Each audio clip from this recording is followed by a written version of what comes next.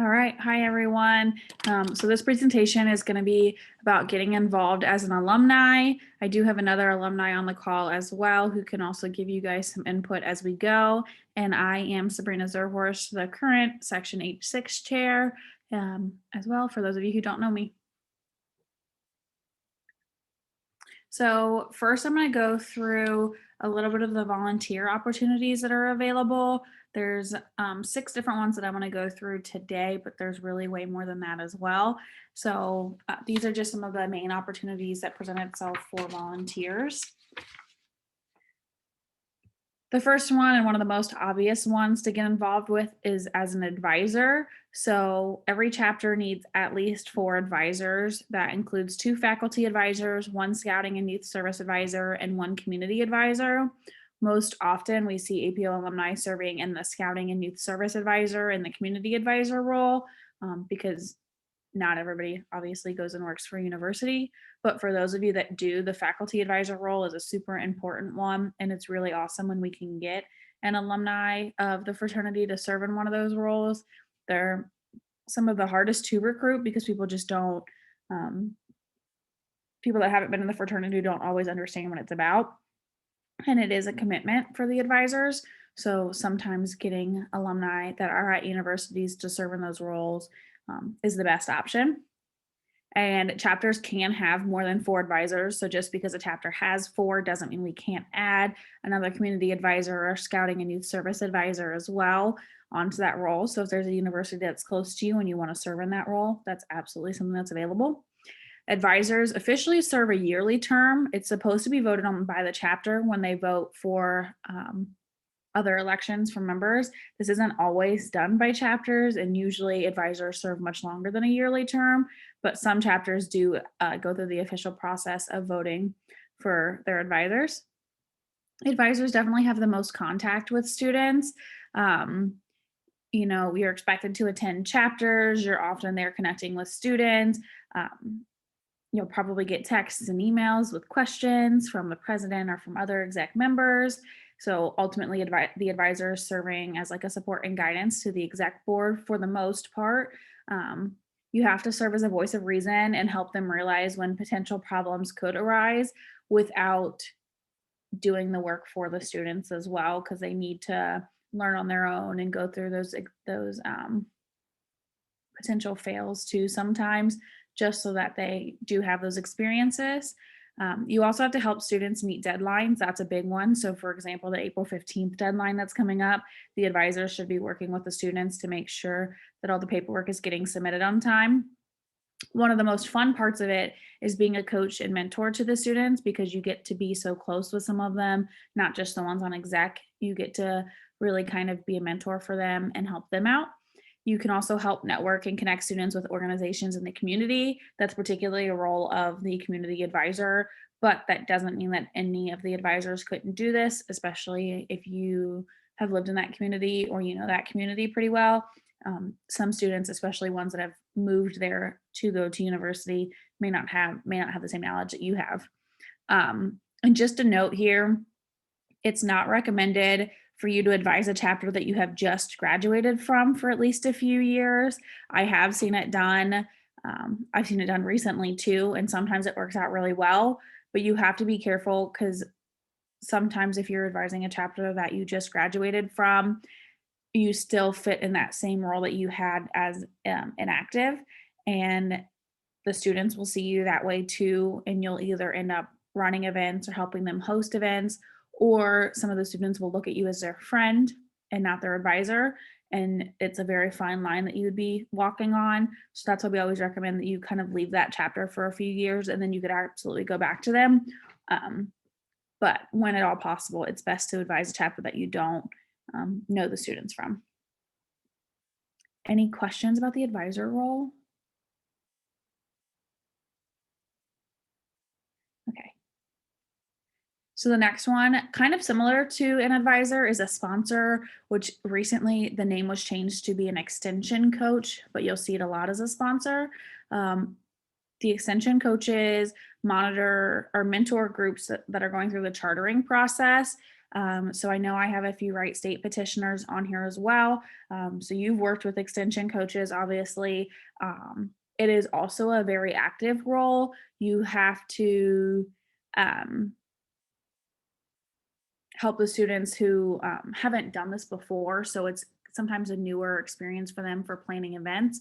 You have to help them get through a lot of new paperwork as well as just learning how to function as a chapter. So it's a very rewarding process when you get through to it at the end to see them go through that chartering process. And many of the extension coaches will often become an advisor. But it is a lot more paperwork based, a lot more helping them plan events and learning. When you start off, they may not even have positions. So for example, I have a new group at Ohio Wesleyan, and they haven't elected positions or anything like that. So we have a main contact who started the paperwork, but the extension coach is ultimately going to have to help them go through that bylaws process, go through the process of electing people because they haven't done it before. So you are a little bit more hands-on involved. But overall, it's a similar role to being an advisor. All right. And the next one is section staff. So that's what I am, and that's my main volunteer role. Section staffs do vary. There's tons of them all over the nation. So we're split into several regions, and then each region has multiple sections within. So for example, we're in region H, and H has 6 different sections in there. Most commonly, section staffs have a section chair, membership chair, service chair, leadership chair, finance chair, fellowship chair, communications chair, conference chair, bench chair, etc. They all vary because we actually get to choose the positions. So we write bylaws and the students have to vote on the bylaws, but these positions would be outlined in that bylaw proceeding. So as students too, if there's a chair that you think your section staff could have and they don't have, even you guys could submit bylaw changes to a section staff to get those changed. All section staff serves a yearly term. So the section chair is voted on by the students, which is what you guys just did this year. And then the staff is appointed by that section chair. So usually when a section chair changes, the staff also changes, or they might change roles. The biggest thing that I think a section staff does is helps promote interchapter relations through events and section conferences. So something like this weekend, particularly when we can meet in person and I can do different section events during it, or through officer retreats or brotherhood days, stuff like that. We're working to promote interchapter relations. Especially just with those that are close to you guys. That way you guys can meet people from other chapters. We also help facilitate chapter administrations and leadership training. So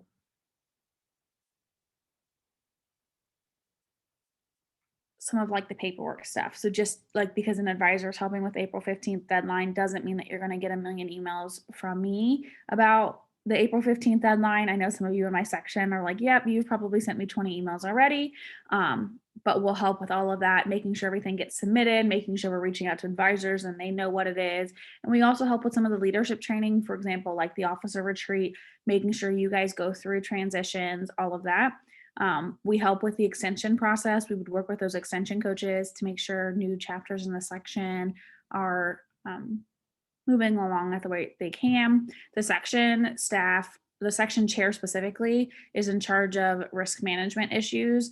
So advisors and extension coaches have nothing to do with risk management. They should not be helping with risk management related issues. So hopefully your section staff has told you if there's anything related to risk management, it has to go straight to your section chair, who will then work with the region chair on those risk management stuff. And then we also just serve as a resource for both advisors and students. Okay, so the next volunteer opportunity is region staff, which is very similar to section staff, but on a bigger level, obviously. So our region has 6 different section staffs that you would be working with, as well as the advisors and students in those sections. Some other regions may only have 2 section chairs in there too that you're working with. So it really does vary just based off of where you are and what region it is. So these are the positions that our region has. And for the most part, regions are very similar in what positions they have. But again, they could vary a little bit. So you have your region chair, your region information officer, who is like almost like the assistant region chair and helps with all of the bylaws and stuff like that. Events chair, marketing chair, advisor development chair, alumni relations chair, membership chair, extension chair, finance chair, awards chair, um, etc., depending on where you are. And some of these chairs will even have committees. So, for example, in our region, we have a membership committee. So, even if you wanted to be on region staff, you could be on a committee and not necessarily be in a chair, too. All of these positions serve a 2-year term. So, the region chair is elected by the students at the national convention. This year's a little bit different, obviously, because of how nationals is changing the year it runs. So, our current region chairs are serving a 1-year term, and then they'd be up for reelection again in December. And that's when all of the new appointments would happen for region staff as well. And then the staff is also appointed by the region chair. It's technically a 2-year term, but they do often change around just based off of people's availability and what they have time to do. They also promote interchapter relations through events and region conferences. We do host many region events too. They serve as a communication liaison between the national office and the sections. You'll often see emails from your section chairs that's kind of getting forwarded down the chain. They also help facilitate risk management issues, and they serve as a resource for section staff and advisors, um, particularly like the alumni relations and advisor development chair. Those are positions that we don't have on the section staff and most section staffs, but the region helping with that is a really, really big resource too. And some of the less common ones that people don't always remember. So, it skipped one.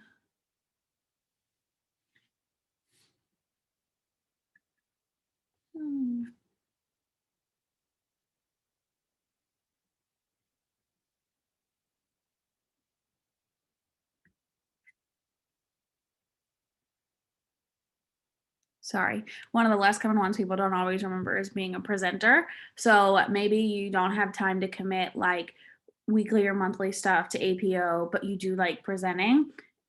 We're always looking for presenters for different things. So one of the common things we need presenters for are the leads courses, which is that launch, explore, achieve, discover, and serve courses. So in order to be a leads presenter, you have to go through basic skills training first. So basic skills training, it's a webinar and a practical course. Usually it's in person, but they are doing some online ones right now. It would honestly be a great resource for anybody wanting to learn more presentation skills. It doesn't have to be just for the leads courses, but if you want to present for a conference or you just want to work on your presentation skills in general, it's a great training course for you to do. But for leads, you do have to do it. And then after doing basic skills training, you would choose a leads course that you would like to do. So you would have had to complete that leads course already, except for serve, because it's a full weekend. You don't have to do that 1 month before you go through the training. But if you want to do a leads course presentation and you've already graduated, you can absolutely still attend leads courses and then decide to become a presenter for them. And each leads course also has a webinar and practical course that you have to complete before you can present. And typically you would present with somebody else who has experience teaching that leads course before you would be just like thrown into presenting on your own. And then you can also just be a conference presenter, just like what I'm doing right now. If you're passionate about something, we are always looking for conference presenters in every region. So reach out to your section chair or your region chair about getting involved. This could be leadership development. This could be fellowship. This could be service. I know we've had several students, obviously, including some that are on this call, that have helped present this week. So it's honestly a great way to just get more involved and teach your fellow peers too about stuff. Okay, and last that I have as a specific way to be involved as an alumni are alumni associations. This is probably the least commitment related thing. It is honestly just like a group of alumni that get together to live out our cardinal principles. And it kind of depends on where you are as to how involved they are. So I am in the Central Ohio Alumni Association, and we only meet like once or twice a year. But we do also post various service events and stuff that are going on if people would like to volunteer that way. But there's like a DC one, and I swear they're holding events like every single week that I see on Facebook.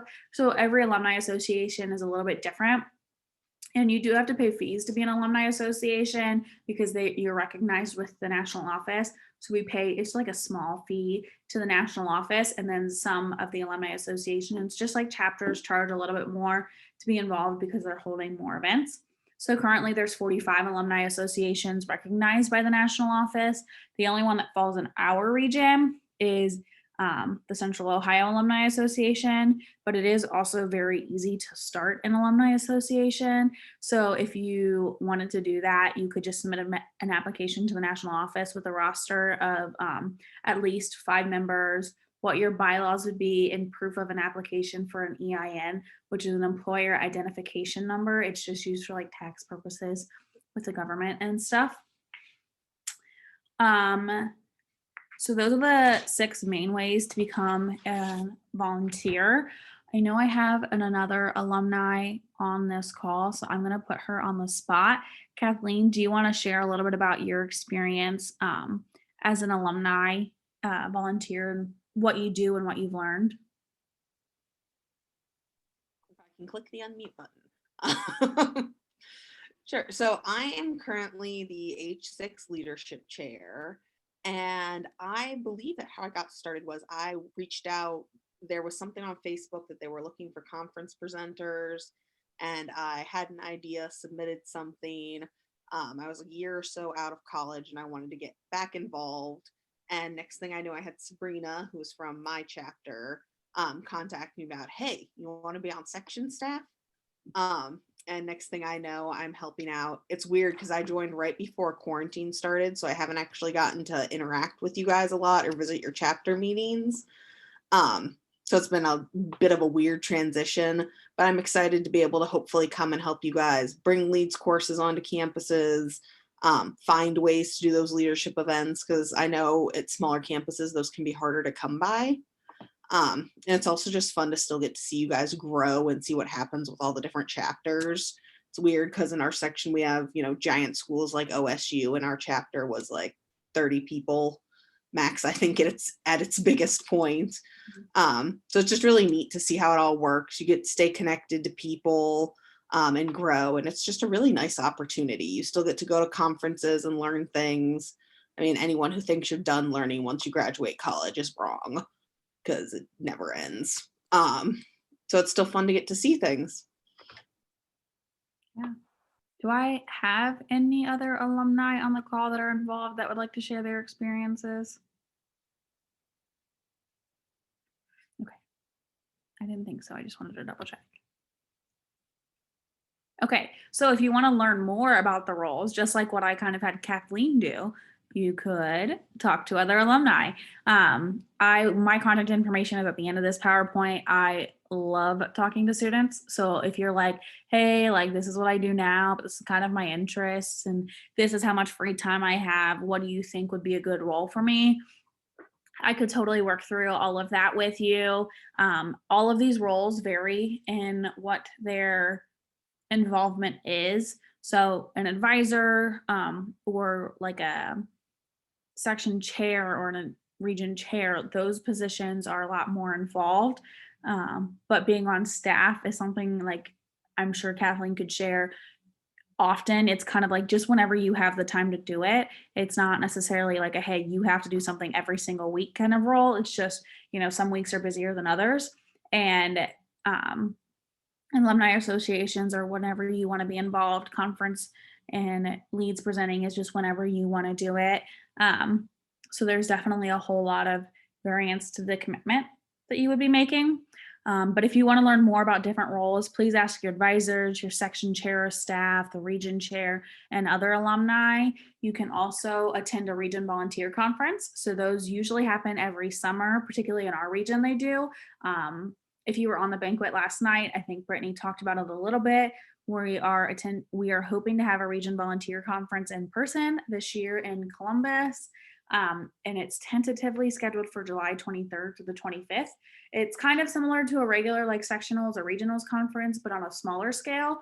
Um, but we do leadership development courses that we learn more about how to be an alumni and different roles within the alumni.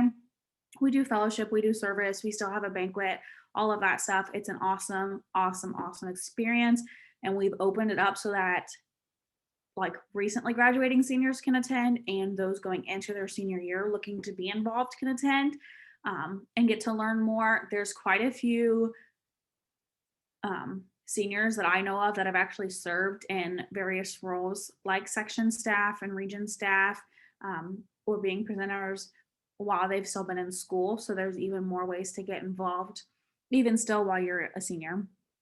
So if you're interested, please, please, please consider coming to that. And then please come back. So school's rough, I know. And sometimes you're like involved in so many things as a student that you are just totally burnt out. And then you graduate and you're like, I can't do anything right now. And you need to take a break. It totally happens. I did it. Kathleen just talked about how she did it. She was not involved for a year. I graduated. I was super involved with APO as an active, and I just needed a break from everything. So I took about 7 or 8 months off, and then I was like dying to get back involved with APO, and I didn't really know what to do. And there was a post that went out about looking for actives, and I just texted Brittany, and I was like, hey, like I'm looking to get more involved. And next thing I knew, I was running for section chair. So it happened really fast, but there are like so many roles that you can fit. Please, please, please don't like be afraid to reach out to us. Even if you're 5 and 10 years out, there's always region alumni pages. All of the region chair information is posted on the national office website. There's so many ways to just find somebody to reach out to, and we will definitely welcome you back in. There is definitely a position for everybody. And also I included a few pictures here from the RVC from not last summer, but it would have been the summer before that, which was in Indianapolis. So we did Christina attended this. Oh, you attended the one in November. So this one is from when we could hold one in person. And I don't even know what year would that been. 2019, 2 summers ago. It was in Indy. We went to the old spaghetti factory for our banquet dinner. And then we also offered a fellowship opportunity on Saturday afternoon where we went to, it was like a brewery bus tour, and we got to ride around on this bus and learn about different beers and stuff, which was really interesting because there weren't any really beer fanatics on the tour. So it was interesting trying to choose a beer when none of us really liked them. But it was a really fun experience, like getting to drive around Indy with everybody. And 100% I would do it again. All right. So what if you're moving to a new area and you're not going to be in Region H? Well, there are tons of other regions and tons of other sections. So you can still reach out to the alumni in your current section, and we will get you connected with local section chairs or the region chair or chapter advisors, or help you find a local alumni association if you're looking to get involved. We actually have a section chair Facebook page that has all the section chairs everywhere, and it's a pretty active group.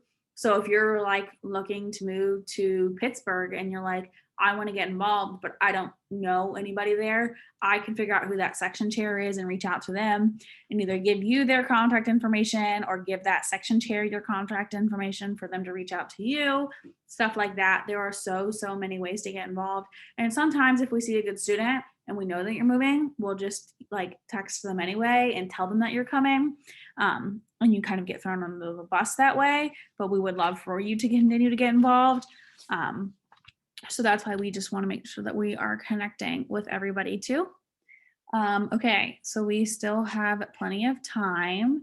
I kind of wanted to save some time to get to hear from you guys. and learn what you're looking to do after graduation, if you have any questions about any positions, anything like that.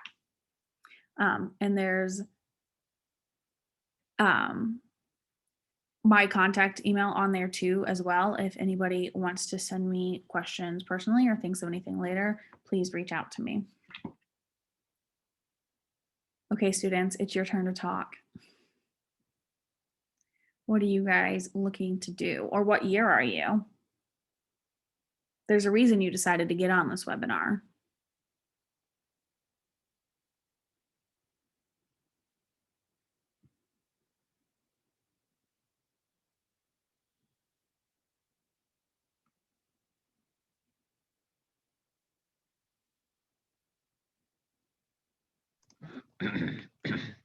I guess I would be the person to break the ice. Thank you, Adam. So currently I'm in my third year. This coming up fall will be my last year. After I graduate, I want to try to come back after a little while, become a community advisor, if not part of the Alumni Association, and or being a presenter, because I've been in quite a bit of these Zoom workshops this past week, and I remember back in 2019 when we had our last in-person conference, myself and a bunch of others was going around and seeing how everyone was, and it was a great experience to watch the presenters. So it's one of those that, at least for myself, down the road, probably go after the community advisor or presenter and alumni. So yeah. Yeah, awesome. There's like a ton of great roles in there too, and keeping your options open like that too, or serving in multiple options is such a great idea. Mm-hmm. Anybody else want to share? I can go ahead and share. Yeah, go for it. So my name is Bikia Lehman. I'm a senior here at the University of Toledo, so Zeta Lambda, and I'm actually going to be graduating this semester. And my goal is to kind of basically start off with being involved on like a section staff level and maybe doing like a section chair. Separating myself obviously from like the chapter would be nice, just so I can become kind of like a not just like a role model, but kind of separating myself so I'm not like wanting to do things again, like kind of how you talked about, and then maybe an advisor within the future. Yeah. Are you staying in the Toledo area or are you moving? That is the plan at the moment. I'm getting it finalized for my boss this week, so I will hear whether or not I will be basically have the job that I want for the fall. So Yeah, awesome.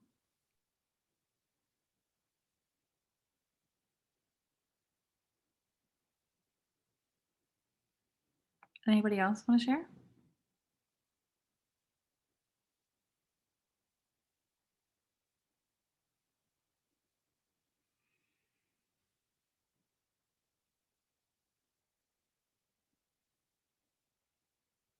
Does anybody have any questions about any of the positions, or like want me to talk more about the time commitment or anything like that?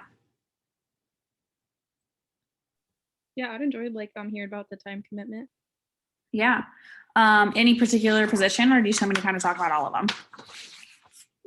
It's up to you, honestly. I mean, I can give like a basic for all of them.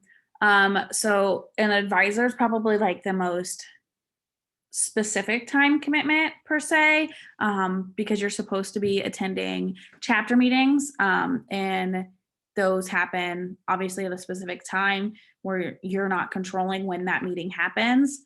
Thank you, Adam. And so that one is like a very specific, but you also have to be more open to the students. So like you're going to get random texts from students or emails or like however they like to communicate, that'll say, hey, how do I do this form? Hey, what do we do here? Hey, we're having this issue in exec, what do I do? And you can't like sit on it for 2 weeks to respond, obviously. So you have to respond like as soon as you can, or whatever's feasible, or pick up the phone and call them. So I would say that like an advisor is probably the most time commitment wise. I would anticipate advisors thinking or touching base with something APO related pretty much every week. That being said, as an advisor, you do not have to attend every single chapter meeting or exec meeting or whatever. I don't know of a single advisor that does or can. Just like students, we all have stuff going on. Several chapters do have things in their bylaws that might say you have to attend 4 chapter meetings a semester or 50% of the chapter meetings or something like that. So you would definitely, if you're considering being an advisor, want to talk to that chapter beforehand and ask them what their commitments are. Many chapters will also do like a trial phase, I guess, where like you're an advisor for a semester or an advisor, but you're not officially an advisor. If they have the advisor roles already filled, that way they can see how you fit before they take you on as another advisor. That's something we did at Wittenberg when I was there with the new advisor, just to see how they would fit before we actually voted them in to be an official advisor. But sometimes that's only an opportunity if you don't like specifically need a position filled. Like if you have an opening and you have to fill it for the national office, you don't always have that time to do your trial phase. And then a sponsor and extension coach is like pretty much the same amount of time commitment, I would say.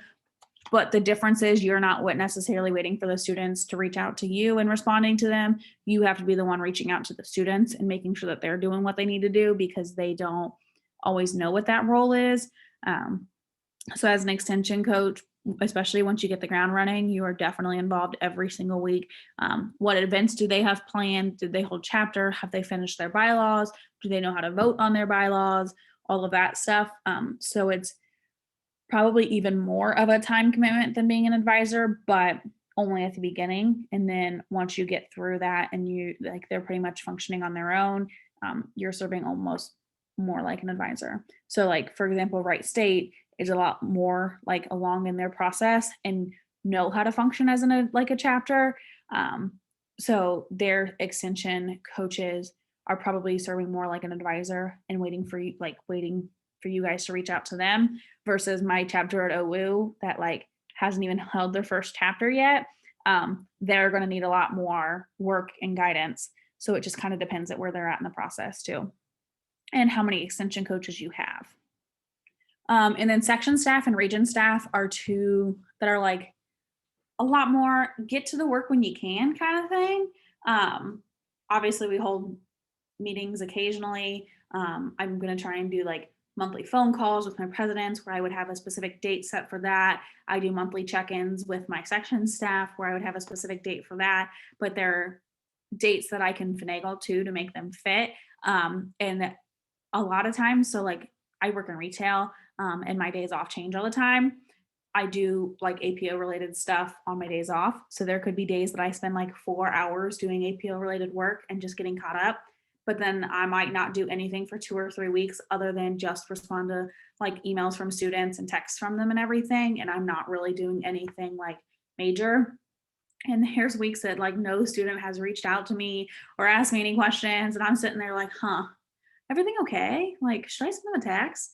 So it's definitely like a lot more when you get to things and when you want to do it. And region staff's pretty similar. There's a lot more people under you, but you're doing a lot less connecting with the students than you are with like advisors and section staff. So it's again kind of like a role of when you can get to it. So it's really, really great for people who have super busy schedules. Honestly, you can serve in one of these roles and make it what you want to make it. And then obviously the presenter role, it's like whenever you want to do it. Like obviously there's conferences, like you don't control when the conference happens, but you can choose to present at a conference versus a different conference or something like that. So you would choose what conferences you're presenting at and when leads courses are hosted. So if you're going to a section to present a leads course, you would get to choose when you're going and work with the students to figure that out. And an alumni association is really just like attending events whenever you want to attend the events. So that's by far the least commitment related thing, but you're also not necessarily involved with the students. You're just involved with other alumni. So if you're looking to get involved with students, that position wouldn't work for you. It's most people are involved in Alumni Association and involved in one of the other roles. So that is more just like free time whenever you want to do it. I think I would say like the way I presented in order is probably like most time commitment to least time commitment. If that helps. Are there any other questions about the positions and roles?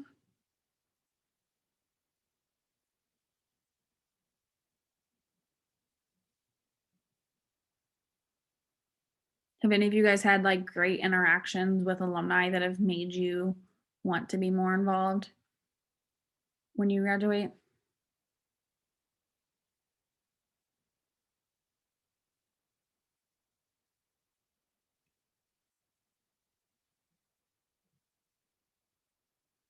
I know I wouldn't be here today without. So when I was a student, I had, for those of you that are in H4, you'll know like Megan Moore was my section chair. Actually, Brittany was my section chair for like a brief moment before she moved on to become regent chair. So I had Brittany and Megan as my 2 section chairs during my time as an active. And they were just so super involved and so helpful with everything that I try and model what I am as a section chair after what they were. And I think that that's been totally different. And it really speaks to making the position what you make it, because I took over for somebody who wasn't involved with the students at all and just helped with like the administrative side of things. And when I would show up at chapters, they were like, who are you and what do you do? So it's definitely like positions that are what you make it. And I think as young alumni coming out too, we could always use different perspectives too. And that goes for advisors too. Some advisors have been around for 15 and 20 years and just need a different perspective. So a lot of you guys would give that perspective too, getting involved.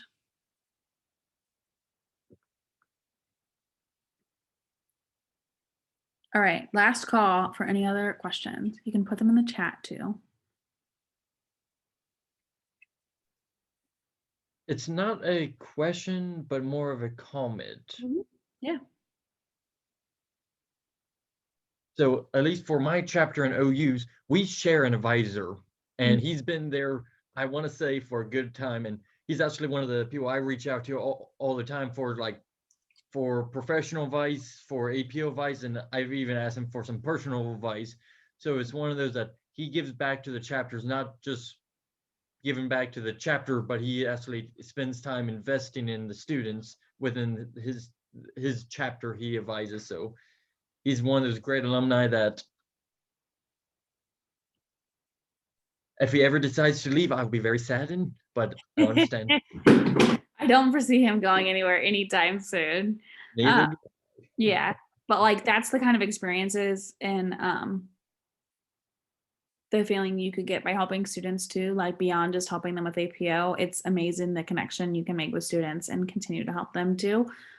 Which is why all of you guys are on this call. You obviously love APO and you want to continue to see it flourish. And there's so many ways to do that. So I'm like really glad all of you guys got on here and are learning more about it. So please feel free to jot down my email and send me any emails that you have, or if you want to touch base a little bit more individually about you and what you are looking at and what your potential is as an alumni, please do that. Or if it's like 3 years from now and you left and you want to come back, please reach out to me on Facebook.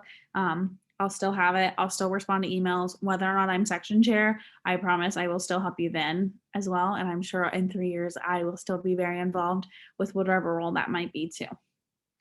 All right. Well, that concludes our workshop and your day. So I hope you guys got to attend a bunch of great workshops. If there is anything that you didn't get to attend that you did want to learn more about, most of these webinars are going to be available on the region website here soon once they have the opportunity to put those on there. So feel free to return to those and also get to see what those webinars were all about. All right.